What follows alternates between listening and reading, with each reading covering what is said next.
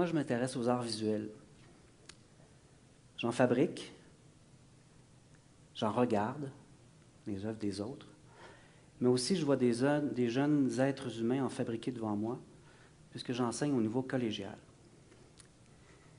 Il aurait été tentant de vous présenter des images et de les commenter, mais j'ai plutôt envie de faire une expérience presque inverse.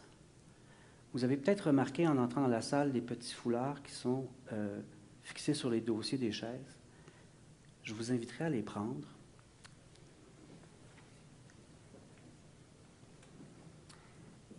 Et à les mettre sur vos yeux.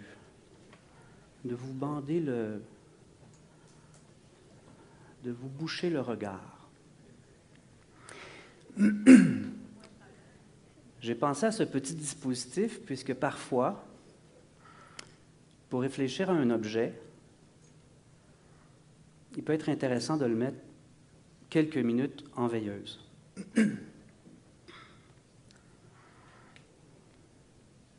C'est bon. Excusez-moi, j'ai la gorge. C'est bon? Alors voici. Vous l'avez déjà entendu. Paraît-il que nous sommes dans une société de l'image. Il est à peu près incontestable que les dispositifs de fabrication et de diffusion des images sont sans précédent dans l'histoire de l'humanité. Ce qu'il faut dire aussi, simultanément, c'est que c'est sur le plan de la quantité des images que nous le sommes.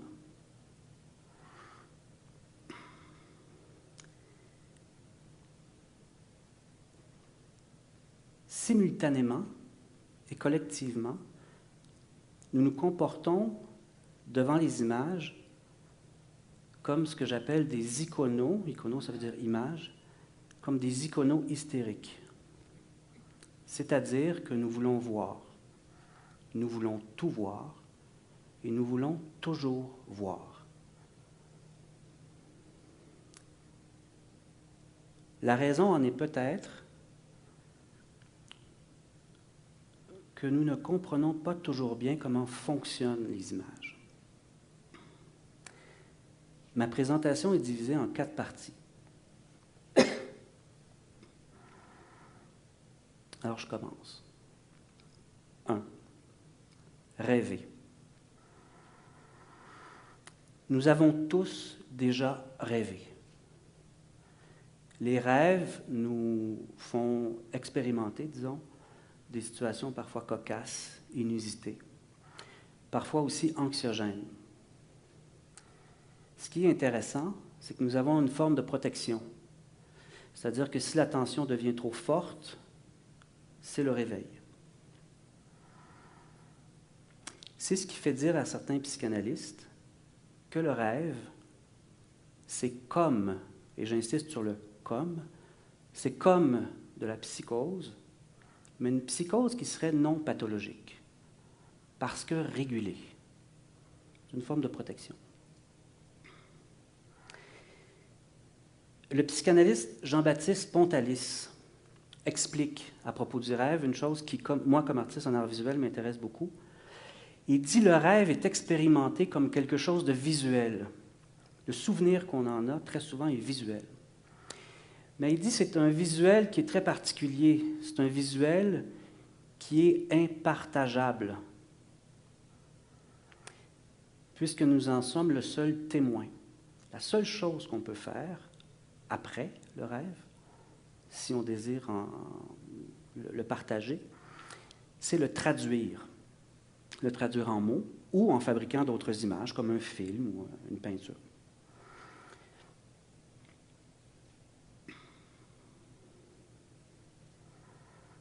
Deux, utiliser des images. Il y a plusieurs contextes dans lesquels la vue est sollicitée. Et ces contextes ou ces situations engagent une relation à l'image qui peut être très, très, très différente.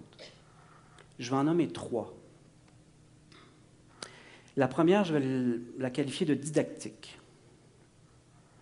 Quand, par exemple, on regarde une émission à caractère scientifique et que nous entendons une narration nous expliquant le fonctionnement chimique de tel médicament et que visuellement, des infographistes ont fabriqué des images très souvent géométriques où on voit des sphères rencontrer des triangles et puis fusionner. Bon. La raison de cette fabrication d'images, elle est pour nous permettre, comme téléspectateurs par exemple, de se faire une représentation simplifiée mais cohérente du dispositif, en fait du phénomène dont il est question. Deuxième exemple, un usage, disons, cultuel de l'image. Je n'ai pas dit culturel, hein, cultuel dans le cadre d'un culte. Quand, par exemple, des gens qui sont extrêmement croyants ont, je dirais pas besoin, mais parfois vont se placer devant certaines images pour leur permettre de se mettre en situation pour favoriser, par exemple, la prière ou le recueillement, etc. On peut parler d'un usage cultuel qui est très différent de celui que j'ai nommé précédemment. Troisième exemple, je dirais un exemple rhétorique d'utilisation d'images. Je simplifie à outrance, mais la rhétorique, c'est un peu comme séduire pour convaincre. Je réfère ici à tout le secteur de la publicité. Quand, par exemple, le long des autoroutes, ou encore à la télé, ou peu importe le support, on est placé devant une image qui essaie de transformer nos comportements, comme par exemple acheter du poulet, acheter des voitures, ou nous sensibiliser sur les dangers de la conduite automobile en état d'ébriété, par exemple. Ce sont un usage de l'image qui vise un changement de comportement.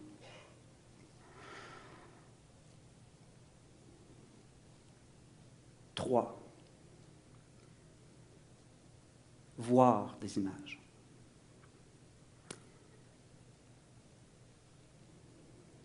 Qu'en est-il de l'art? Quel serait l'usage qui serait relié à la fabrication d'un tableau ou d'une sculpture? Et en situation, disons, de spectateur, quel usage on fait quand on se place devant des œuvres?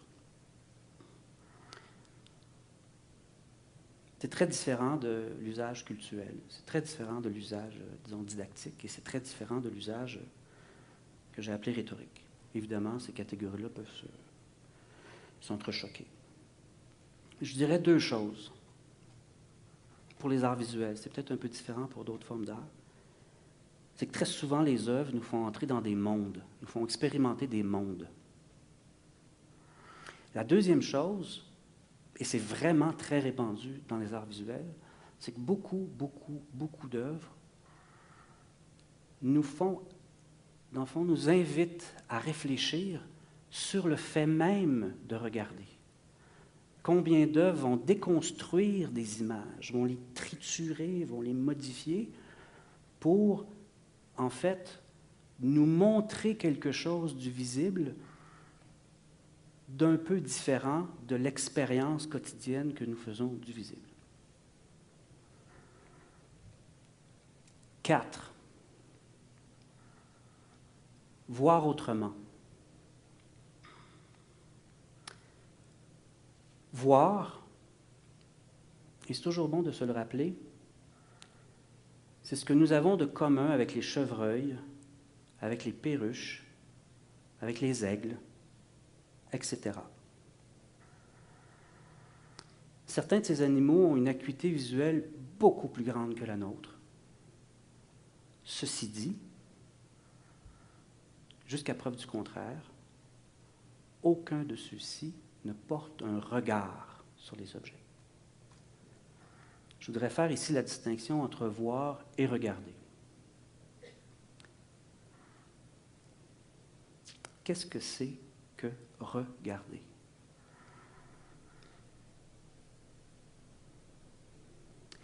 Je dirais d'abord que regarder, c'est prendre, en fait, je dirais essentiellement que regarder, c'est prendre un risque. Regarder, c'est porter son attention visuelle sur un objet et simultanément fabriquer du langage. Des pensées intérieures qu'on peut décider de partager ou pas, mais on fabrique du langage. Je dirais aussi que voir, c'est prendre un risque, puisque c'est prendre le risque de se transformer.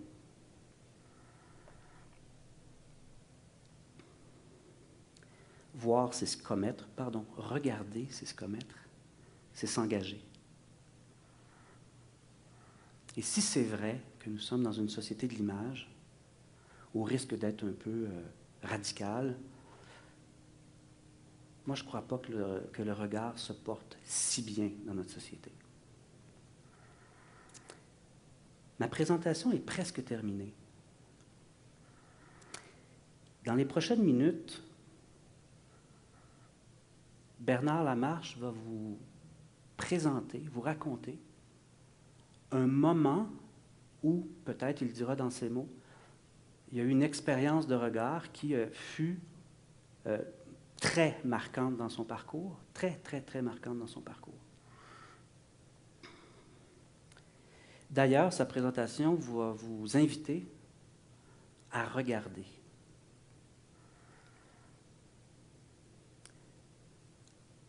Avant d'enlever vos bandeaux, je voudrais vous remercier de votre attention.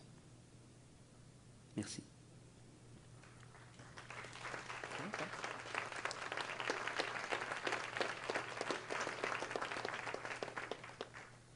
Merci, Martin. Merci, Martin. On a parlé d'éducation, on a parlé de décrochage, je vais vous parler des deux. J'ai effectivement vécu une expérience fascinante il y a maintenant 25 ans même cette année. Faites le compte, j'ai 18 ans et j'ai décroché. J'étais à l'époque en informatique de gestion, Je me voyais là, j'étais destiné à devenir un informaticien, j'écrivais des programmes pour gérer des bibliothèques. On commence comme ça au cégep. Et je suis allé suivre un cours complémentaire.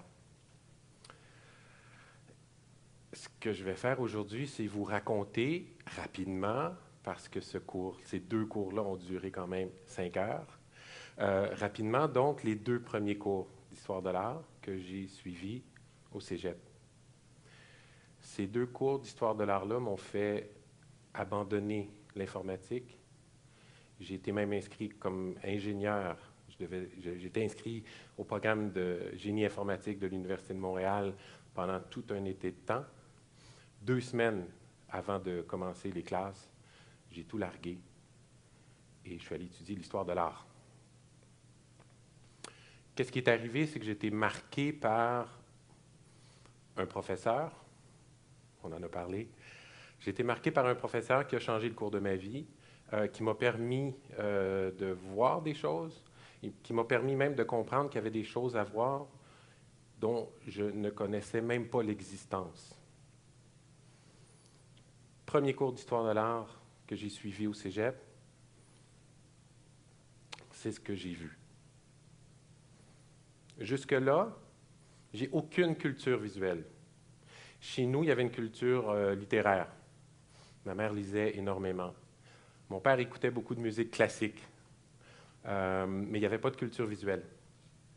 Le seul tableau que je connaissais à l'époque, peut-être sauf la Mona Lisa que tout le monde connaît, c'est ce tableau de Rembrandt qui, malheureusement, n'est même plus un Rembrandt aujourd'hui, qui a été désattribué suite à des recherches scientifiques. Donc, ce tableau-là était sur ma boîte de couleurs quand j'étais petit. Peut-être que vous l'avez déjà vu sur une boîte de couleurs, la boîte de crayon. Et c'est plus un Rembrandt aujourd'hui, donc je me voilà un peu dépossédé du seul tableau que je connaissais à l'époque. C'est ce que je vois. On est dans un cours complémentaire. Donc, c'est la Société des Nations, des gens qui étudiaient pour devenir infirmiers, des gens qui étudiaient en matériaux composites, d'autres, j'en sais rien. Je me souviens qu'on a fait le tour de classe. Tout le monde a dit d'où il venait. Ça, c'était avant de voir ces 2 tableaux-là. Les deux tableaux sont projetés au mur. À l'époque, à l'écran. À l'époque, c'était des diapositives. Maintenant, on travaille avec d'autres outils. Et il est venu une question. La question, à mon sens, a changé ma vie. D'autant plus qu'on ne l'avait personne, mais alors là, personne vu venir cette question-là. La question, c'était, qu'est-ce qu'il y a de pareil entre les deux tableaux? Qu'est-ce qu'il y a de pareil entre les deux tableaux? La couleur. Notamment la couleur. Plein de choses. On a passé 3 heures, 2h50, un cours de cégep, ça fait longtemps. On a passé 3 heures là-dessus. On n'a pas arrêté 2 secondes, on a discuté tout du long de qu'est-ce qu'il y avait de pareil entre ces deux tableaux. Ça aurait pu être, par exemple, 2 peintres canadiens. Mais ça, on ne le savait pas. Le prof ne nous l'avait pas dit. Cornelius Krieghoff, un tableau qui est dans la collection de la Winnipeg Art Gallery. Patterson Ewen, un peintre du 20e siècle. Krieghoff, un peintre du 19e siècle. 2 époques. Si on connaissait les dates, 2 époques complètement différentes. Mais la question, c'est toujours qu'est-ce qu'il y a de pareil entre les deux tableaux? On a d'abord parlé de format. 2 tableaux à l'horizontale. Pour comprendre que l'horizontale était parfaitement adapté au paysage. On est bien placé dans la région ici parce que les paysages sont vastes. Et donc, on a pu transposer ça sur le tableau abstrait, qui est aussi horizontal. La couleur. Le bleu du ciel, le bleu du tableau, qui est un quasi-monochrome. Hein, c'est presque tout bleu, mais il y a quand même cette ligne orange. La couleur orange, celle du coucher de soleil, la même dans le tableau abstrait. La courbe des montagnes. Je vous laisse compléter dans votre tête. Le mouvement du tableau. On a une scène ici, bilking the toll, c'est-à-dire frauder la douane. Dans notre culture, on lit tous de gauche à droite, et donc on comprend que pour qu'il y ait un drame, il fallait que les bandits soient déjà passés la douane, donc aient déjà triché. Il fallait qu'ils soient à gauche et qu'on lise le tableau de gauche à droite. On continue, puisque c'est un acquis.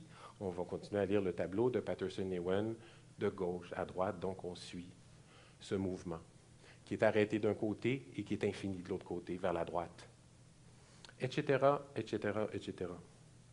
Ce qu'on était en train de faire, ce n'était pas un cours d'histoire de l'art. Ce n'était pas encore un cours d'histoire de l'art. C'était un cours pour nous permettre de comprendre comment fonctionne une image. C'est un cours de lecture de l'image, tout simplement. On était en train d'apprendre qu'il y avait des choses à voir. On est en train de les nommer, ces choses, ces éléments du tableau. Et surtout, on était en train d'apprendre à regarder. Je répète, je suis en informatique de gestion. Je n'ai jamais vu ça. Je ne comprends pas ce qui se passe. Pourtant, ça m'a marqué. Pourquoi? Parce que la réponse était à ce point-là étrange, le premier cours d'histoire de l'art, et que les réponses étaient convaincantes, les réponses étaient claires. Je me suis dit, ah, tiens, il se passe quelque chose. Deuxième cours d'histoire de l'art. Et là, on est tombé dans l'histoire. On était dans la continuité du premier cours. On nous explique qu'en 1917, un artiste français, Marcel Duchamp, a proposé un urinoir dans une exposition de groupe, une exposition collective, à New York, en 1917. Ce qui est particulier, c'est qu'on est devant un groupe d'artistes et de mécènes et de gens aimant la culture qui se disent libéraux, pas au sens politique du terme, mais au sens d'une ouverture d'esprit la plus totale. Donc, c'est une exposition où on demande aux artistes d'envoyer ce qu'ils veulent. Il n'y a pas de critères, il n'y a pas de jugement, il n'y a pas de refus. Cette œuvre-là va être refusée. Marcel Duchamp, qui fait partie des organisateurs, a envoyé sous un pseudonyme, Richard Mott, d'une adresse de Philadelphie, un urinoir. De façon absolument amusante, mais je n'ai pas le temps d'entrer là-dedans ici, Il est intitulé « L'urinoir fontaine ». Je vous laisse imaginer le reste. Donc, on est devant un concours artistique où il n'y a pas de règles, où on accepte tout, et ça, c'est refusé. L'œuvre n'a jamais été exposée, l'œuvre a été refusée. Donc, on la connaît par une photographie qui, de façon encore là assez intéressante pour, j'espère que vous allez trouver la même chose que moi à l'époque, qui a été publiée dans une revue d'avant-garde de l'époque qui s'appelait The Blind Man, l'homme aveugle. Cette œuvre-là n'a jamais existé, elle a été refusée. Et on la connaît 40 ans plus tard parce que Marcel Duchamp a continué une carrière tout aussi iconoclaste dans les gestes qu'il a posés que celui-ci. Et 40 ans plus tard, à peu près, il est revenu avec cette œuvre-là. Donc, on est devant une œuvre qui n'a jamais existé, mais qui a changé le cours des choses. Tellement vrai que plusieurs années plus tard, à l'époque, je suis au devoir comme critique d'art, on a pu écrire ce texte-là, c'est-à-dire qu'on a demandé, les Britanniques à l'époque, au début du siècle, faisaient beaucoup de ces surveys, merci, des sondages, merci, où ils demandaient à 500 spécialistes de nommer les 10 œuvres les plus marquantes du 20e siècle. L'œuvre qui a été votée la plus marquante du 20e siècle, c'est celle-ci. Je vais vous expliquer dans 2 instants pourquoi. Ça a marqué l'histoire de l'art du 20e siècle, ça m'a marqué moi. J'en ai fait mon mémoire de maîtrise 8 ans plus tard, un mémoire de maîtrise qui a porté sur une œuvre, celle-ci. Et c'est vous dire que le cours que j'ai reçu, d'ailleurs, je dois rendre ces lettres de noblesse à la personne qui nous l'a donné, Francine Papineau, qui était le professeur à l'époque. Donc, nous a tellement bien expliqué ce dont il s'agissait que je me suis dit que j'étais placé devant la chose la plus étrange au monde, pour moi, à l'époque, mais que plutôt que de la rejeter, je me suis dit, parce que c'est la chose la plus éloignée de tout ce que je connais, je vais aller voir. Et je suis tellement allé voir que j'en ai fait un bac, une maîtrise sur cette œuvre-là, j'en ai fait une carrière, et c'est ce que je fais aujourd'hui. J'ai aucun regret, l'informatique de gestion ne m'intéresserait plus du tout aujourd'hui, parce que je me nourris maintenant à ce que les artistes nous proposent, qui sont toujours plus ou moins le plus éloigné de tout ce qu'on connaît. Donc, il y a matière à aller voir. Le cours sur l'œuvre de Duchamp a aussi porté sur les opérations. Hein, je vous ai dit pour le Patterson-Lewin et le Krieghoff qu'il y avait des similarités. C'est un objet que l'artiste a utilisé, qu'il a retourné, comme un sculpteur pourrait retourner sa matière. Il l'a signé comme une œuvre d'art. Il l'a déposé sur un socle et il a dit « Voici, c'est aussi de l'art ». On est en 1917. On est dans l'avant-garde, mais quand même. Ce que Duchamp venait de faire, c'est de dire que ce qu'un artiste choisit comme étant de l'art peut en devenir. Il suffit qu'on aille voir. Et il a utilisé 2 opérations, signature, déposée sur un socle, les mêmes opérations qu'un sculpteur traditionnel pourrait faire, c'est d'autant plus que c'est de la céramique. Sauf que le modèle, la forme, elle, a été dictée par un ingénieur. Il venait aussi nous dire que le travail d'un ingénieur peut être aussi vu d'un point de vue artistique. C'est tout ça que Duchamp venait lier, attacher, pour le plus grand bonheur d'un étudiant de l'époque, qui a 18 ans et qui ne connaît rien de cette nature-là, du moins.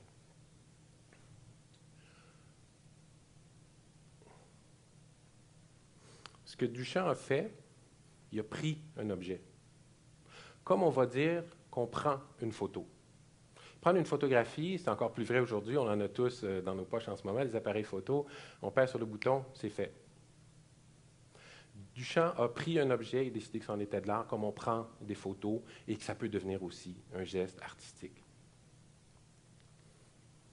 Ce qui est intéressant, c'est qu'on sait tous que la photographie nous permet de partager le point de vue de quelqu'un sur un paysage, un objet, une personne, etc., etc. C'est partager le regard. Je prends une photo, je vous la montre, vous partagez ce que j'ai vu. Ce qui est intéressant aussi, c'est que la photographie, c'est une œuvre d'Éliane Escoffier, qui est une photographe montréalaise. C'est que la photographie nous fait aussi voir ce qu'on a vu, mais peut nous permettre de voir ce qui est invisible. Ici, on a une espèce d'effet fantomatique. C'est comme si un fantôme est apparu lui-même pour prendre son propre portrait et ensuite fuir. On a capté de la lumière. C'est de la lumière pure. Et ça, c'est une vieille idée du 19e siècle. Au 19e siècle, on a inventé la photographie. Ce n'était pas comme aujourd'hui. Et on pensait aussi que les fantômes étaient de la lumière. Donc, on a un objet, un appareil, un outil qui capte la lumière. On pense que les fantômes, c'est de la lumière, donc ça allait de soi. C'est évident qu'on peut prendre des fantômes en photo. Donc, la photographie qui est supposée d'enregistrer tout ce qu'on voit de façon parfaitement fidèle nous permet aussi de voir des choses qui sont de l'ordre de l'invisible. Fascinant. De la même manière qu'une peinture comme celle de Patterson-Ewing, la belle grande ligne orange, nous permet de comprendre la structure d'un paysage, tout ce qui est le plus traditionnel. On pourra dire à la limite qu'un artiste comme Patterson-Ewing est revenu sur des propositions plus anciennes avec un vocabulaire qui était le sien au moment où il le fait, dans la fin des années 60. J'ai eu le plaisir, la chance, l'honneur d'avoir quelqu'un dans mon existence qui m'a permis qui a partagé avec ses étudiants son regard des œuvres qu'elle présentait. Donc, j'ai appris à voir avec cette personne-là. Donc, cette personne-là a partagé avec nous le regard qu'elle portait sur un objet d'art, même un objet d'art controversé, comme l'urinoir, et on sait que l'art aussi peut nous faire voir l'invisible. À travers l'art, on peut aussi voir des choses qui sont intangibles. Donc, on en vient à la conclusion que si quelqu'un peut partager un regard sur un objet, et que cet objet-là, par exemple une photographie, peut nous faire voir l'invisible, dans les deux cas, on est dans une situation où est-ce que des gens, que ce soit un professeur d'histoire de l'art, que ce soit un artiste, partagent avec nous leur regard sur la lumière, l'invisible, la matière, le politique, le social. Donc, ce qu'ils font, ces gens-là, c'est qu'ils partagent leur point de vue avec nous. On appelle ça une proposition. On n'est pas obligé de l'accepter. Mais je pense qu'on est obligé, ne serait-ce que parce que ce sont des individus qui partagent avec nous leur point de vue, d'au moins regarder, et si possible, regarder un certain moment. On est au Musée des Beaux-Arts de la Nouvelle-Écosse, à Halifax, devant une œuvre de Jacques Urtubise. Je suis resté assis devant cette œuvre pendant 1h30 pour essayer de comprendre comment ça fonctionnait, et on parle d'il y a 4 ans. Ça fait 20 ans que je fais ce que je fais dans la vie. Je me suis assis devant cette œuvre-là parce que je me disais, je ne suis pas sûr de bien saisir ce que l'artiste nous cache, comment il nous le cache, quelle est l'effervescence des formes autour de ces grands carrés noirs-là, qui sont c'était la série à l'époque de Jacques Urtubise, qui est un peintre québécois, des blackouts. Hein, il nous empêchait de voir, mais précisément en nous empêchant de voir, il nous permettait de compléter, comme je vous ai demandé de compléter parfois mes phrases et parfois mes idées aujourd'hui. Je suis resté 1h30 devant ce tableau-là, si bien que les gardiens qui passaient, à un moment donné, sont arrêtés, m'ont dit « Qu'est-ce que vous faites? » J'ai dit « J'essaie de saisir ce qui se passe. » Et le gardien de me dire « Ah non, nous, c'est les œuvres de Tousignan qu'on n'est pas sûr de bien saisir. » Alors que pour moi, c'est un peu la même chose, c'est-à-dire, et je trouvais que l'accrochage était parfait. 2 grands tableaux abstraits, des grandes plages noires dans lesquelles on peut projeter tout, dans lesquelles on peut s'enfoncer, dans lesquelles on peut tirer énormément d'informations, ne serait-ce que parce qu'il n'y en a pas beaucoup. Ne serait-ce que par l'artiste nous laisse la place dans sa manière de partager ce qu'il a à partager. Je visite des ateliers à tous les jours, des ateliers d'artistes. Je vais devant quelque chose que je ne connais pas, et mon métier, c'est de le sortir pour le présenter à des gens comme vous. C'est mon métier. Des gens, tout le monde. Et à tous les jours, je suis placé devant quelque chose que je ne connais pas, dont je vais tirer une leçon, je vais tirer un apprentissage, et j'espère qu'un jour, ça va aussi vous arriver, et c'est vraiment tout le bonheur que je vous souhaite. Merci.